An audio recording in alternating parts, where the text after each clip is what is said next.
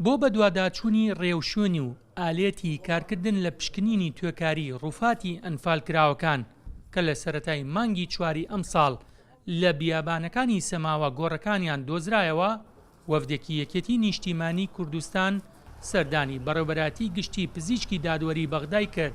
وێڕای سوپاسگوزاری بۆ هەوڵەکانیان هەموو پشتیوانیەکیان بۆ دووپاتکردنەوە، وتیشان کار دەکەین بۆ ئەوەی ڕووفاتەکان بە مەراسیمێکی شایستە و لە ڕێوڕسمێکی تایبەتدا لە بەغدادەوە بیانگەڕێنەوە کوردستان.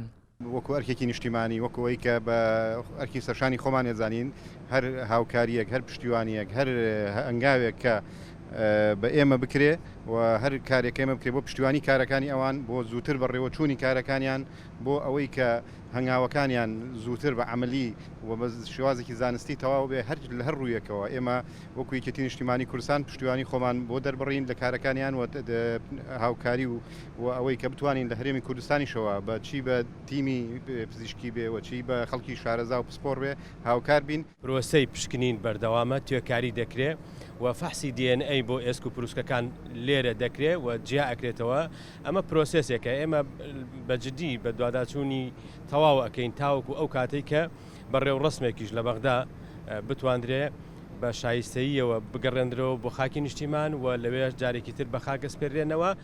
بەڕێوبەری گشتی پزیشکی دادوەری ئاماژە بۆ دەکات لە ماوەی 45 بۆ 60 ڕۆژی دیکە پشکنینی تێکڕای ڕووفاتەکان تەواو دەبێ.